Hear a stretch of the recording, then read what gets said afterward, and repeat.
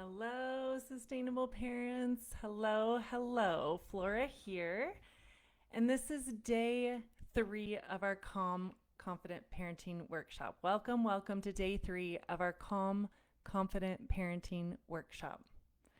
My goodness, it's been so impressive to have mother after mother and fathers just showing up and really bringing yourself so openly and willing to learn and supportive of one another. And I just admire you so much.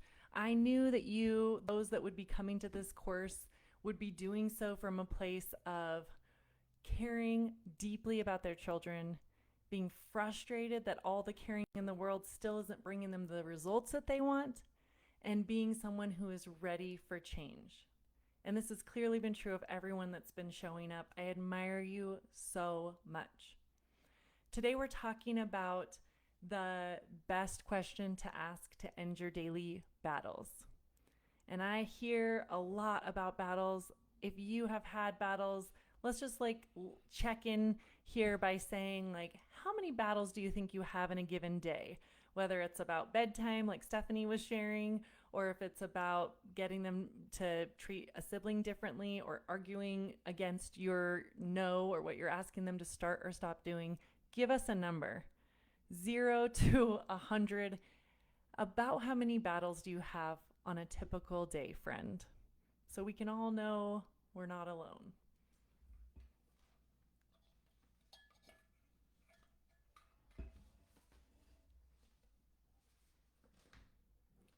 Yep. Thank you, Stephanie says 5.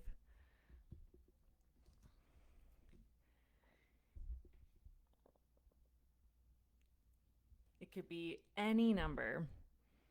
And the truth is, whether it's 2 or it's 50, you are not alone. And it is not a you problem. Again, like we talked about yesterday, I want to unlock letting go of the guilt that you have likely been feeling. And today's question is going to further that in a really, really positive way. So let's get right into this. Before I forget, I want to make sure to honor those that we have chosen from yesterday's interactions to win our coffee card today. And those 3 amazing mamas are Danny Capaz, Ashley Hale, and Anto Cook. So make sure to send me your email address so that I can get you those coffee cards. Stephanie, I hope that you got yours from yesterday. If not, let me know, because it should be coming via email. All right, your handout says this is the best question to ask to end daily battles. And friend, you have really showed up here. And already through day 1 and day 2, we started getting into how to be more calm and confident. First, we talked about what we need to let go of that hasn't been serving us, so we don't keep wasting our time on things that make us feel crazy because they're not working and we didn't notice that it wasn't us. It was that habit is never going to serve us. It's never going to serve us to keep overly parenting from the neck up. It's never going to serve us to try overly kind and then have that lead us into exploding. And it's never going to serve us to keep asking the wrong question of, why are you doing this? Why is this so hard? Or even onto yourself, why didn't I do this or that? Why can't I stop yelling? Stephanie says, already consumed. Great. So I want you to share first if there's been any piece of one of those words that you already have felt shift a bit for you in this workshop, that you felt more calm or confident. Oh, sorry, that's 2 words. If you have felt any more sense of calm or confidence, would you put that word down here? Any small sliver that the material we went through in day 1 and 2 is giving you a little bit more sense of feeling calm or confident. Put the word down. Make sure that you're commenting again, because we will still give out 3 more coffee cards tomorrow, whether you're commenting live or in the replay, because I know many people will be catching the replay. We'll be sharing those coffee cards, announcing them tomorrow. Awesome. Steph says more calm, and Kimberly says more confident. So I'm so glad that you're feeling that way. And let's make sure you're thinking through the best questions so you can stop the battles. Awesome. Danny, Ashley, Kimberly, Stephanie, so great to see you all here today. Ashley said, using I love you, not I love you and instead of but, is a huge change. I'm so glad to hear that. And I really enjoyed, I want to share a few of the stories. Anto had said results from yesterday's the whoa really helped me to think before I say anything. It slowed me down. It calmed me down. So if anyone has missed that, make sure you go back and watch day 2 and look for that handout that I provided. Also, Stephanie said, I used it at bedtime. I love you. And it's time to go to sleep. It didn't stop her, but I did use it. And it wonderful. That's a really good start, Stephanie. And it is a good place we can build on. Also, Heather said, I love you. And the answer is no. Last night, I used it twice and it worked pretty well. One time I got back and I don't love you, but she didn't flip out like normal. So that was a good step. Just as a side note to that, I want to say I wrote this back to Heather, but this is a piece that we often can get is that our kids can say things, you're the meanest mom ever, I don't love you even, or worse. I've heard lots of things.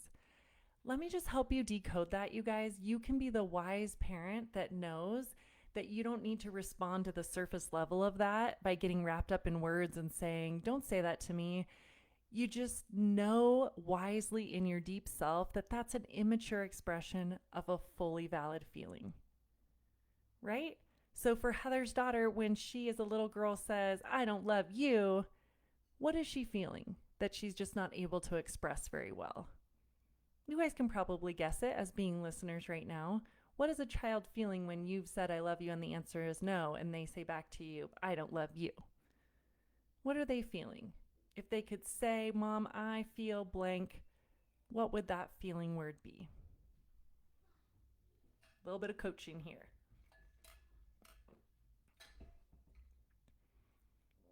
Yeah. She would say something like, I feel mad that you said no to me. Lack of power, says Abby. Exactly, Kimberly. So instead of reacting to the surface, you just say those words back to her. Oh, yes, I hear you. You feel very mad. You feel frustrated that you can't change my mind. That's how I would translate lack of power for a kid. So that's easy. We can do that. We can work with it. These are the nuances I love to help parents to know so that you can be regularly parenting smarter, not harder. Yes, Stephanie, frustrated. You feel frustrated. You just say those words right back to her. It's something we call re-scripting.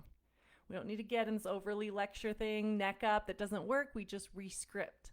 Oh man, I hear you. You feel frustrated. And then we go on the other CEO steps that I love to teach parents. So let's dive in today to now, what can you do to end your daily battles? And friend, this is like, we're going to have real talk here. We got to really dig into this. Because like your handout said, instead of, what I want you to do is stop asking the question, why is he doing this? Or when is he going to change? A lot of people get into this. Now, don't get me wrong. Sometimes if there is like severe trauma that happened, or we have some sort of major diagnosis around autism, yes, we need to get the child's support. We might need medication. We might need advanced supports like ABA for autism. But if that's not the case and it's just power, not just, but it's more power struggles and meltdowns, emotions, not solving problems well, arguing with you, those things, if we are not in the child's hands to change, they're in our hands. Let's stop asking the question, when is he going to get it together? And isn't it funny we're even asking that question? Like people will say, how do I get my kid to listen? What can you as a therapist maybe tell my kid, Flora, so he'll listen to me? This is why I moved from being a counselor to children into a parenting coach. Because I would regularly have people bring their kids to me and say, can you fix him? I don't get why he doesn't listen to me. And I quickly learned in practicing in my own children, it is so much more to do with us. I mean, between an 8-year-old, 6-year-old, 2-year-old, and a 35 to 45-year-old, who do we think has more ability to change this situation? You do. So the question I want you to ask instead is this: will I scrape my driveway now? Like, what? Write it down. Will I scrape my driveway now? Will I scrape my driveway now is the question I want you to ask yourself, because here's the thing. In Montana, we get snow. That's where we live. Many of you here that are on live here with me. Others are here from California or Florida. But let me explain how it works in Montana. When you have the snowfall and it's like you've got to plow your driveway, often you can feel like, oh, maybe it's going to be fine. We can think either I'm too tired, feels like too much effort, or maybe I'm just wishing it's going to solve itself. Some days it does. It'll just melt and get super hot in the afternoon, and then it's fine. But many times it doesn't. And if you haven't done the effort of scraping your driveway, what can happen is it maybe melts a little bit, then it freezes into this like ice crust that is on your driveway for weeks or months or the whole winter to come, making every future time you have to scrape your driveway be 10 times harder. And friend, I'm here to tell you it's the exact same thing in parenting. I got into this work working with parents of young kids because I used to be a therapist for kids 8 to 18 and saw so much sadness that could have been prevented. People who were fighting against thick ice on their driveway. People who were in battles with their child that were now leading to them just taking off, running away from home, regularly having just kick down, drag out fights regularly with their teenager, feeling super scared the ways that their teenager was going to start rebelling because of the lack of relationship and respect. And 95% of those could have been solved by the parents earlier on. And it takes effort. Let me tell you, when we are doing the work, it takes effort, but it's like scraping that driveway. Friend, do you want to decide to scrape your driveway now and have life get easier and easier and have that amazing teenager who's respectful, responsible, fun to be around, and you have a nurtured, great relationship with them where they want to talk to you about sex, drugs, life challenges, and decisions? If they're feeling suicidal, I mean, I hate to get really dark and deep, but I also want to be real with you that this is the opportunity I don't want you to miss right now. And I'm just saying this so deeply and seriously because I super care about every single one of you that have come to this place. I want you to have it get better and better and better, not worse. And you hold the power to do that. The only thing that it takes is deciding that you're going to be the solution. You're going to stop pointing the fingers at your kid or even your spouse. Ooh, even your spouse. Let's talk about that for a second. A lot of times people say, well, I've got a great strategy. I'm doing all these gentle parenting things, but it's just my husband that is overly harsh. And I want to tell you that's that equilibrium we talked about day one is always the universe is looking for kind and firm at the same time. If you're being overly kind, your partner is going to continue to pull towards overly firm. Or both of you are going to keep flip-flopping. I've seen it time and time again that someone starts being the solution and their partner is like, ooh, okay, I'm ready to get on board. So what does it mean? I love Kimberly was like, ooh, I like the driveway question. So let's do it, friend. I want to invite you. This is the space where I get to invite you to join hands with me. So if you're so that you don't have to keep struggling to try to figure out how to scrape your driveway. That we can do it super easily. If you look around you, you notice things are not okay. Things are really not okay. We're battling, kids aren't listening. Then I want to invite you to also consider, what is it going to require of you for things to change? We can make so many excuses for ourselves. We can be like, well, I think I just need to be more patient. Again, it's not that. It's that you've got to have the right tools that are effective, that will let you no longer lose your temper. If you're thinking, I think I can just figure it out on my own. I did order that one ebook or that one online course. Friend, if you haven't done it yet, you're likely not going to do it. 90% of self-purchase, just self-paced courses without a real person alongside you do not get used. So here's what I want to invite you to.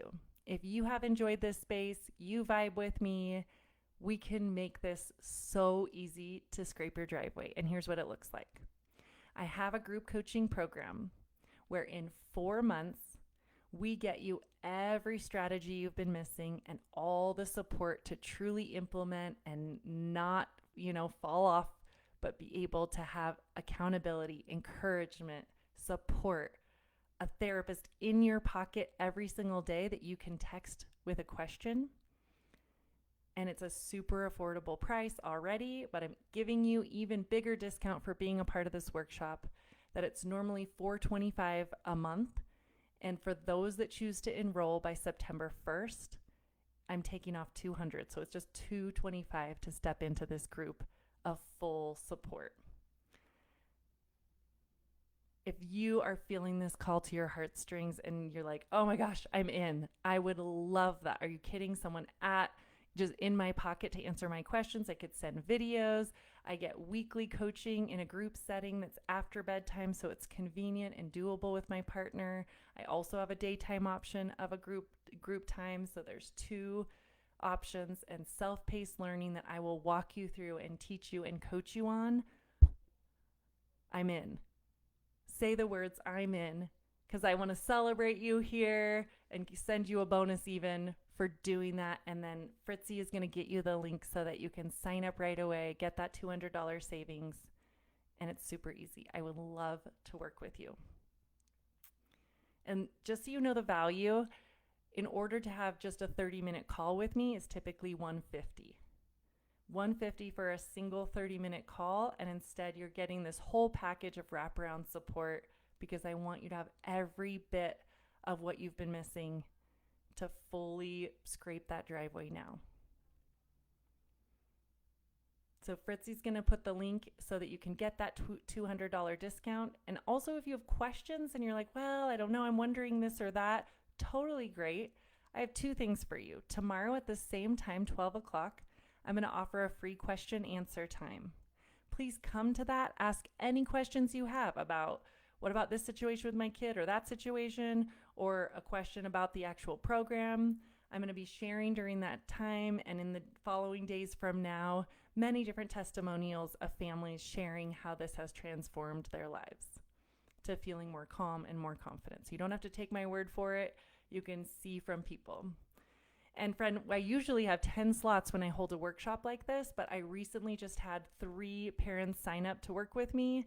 And I have 2 people already who have scheduled clarity call times to clarify with me and are potentially signing up. So the spots are filling fast. We may be down to only 5 slots left. So if you would like to grab one of those, super easy. Fritzy has put the link into the comment section. If you have any questions, come to that question answer time, or you can set up a clarity call with me. And Fritzy's also now going to put that link in there so that you can have the option if you would like to talk with me or someone on my team about how this would serve you and answer any key details that you need to know. We'll take care of that.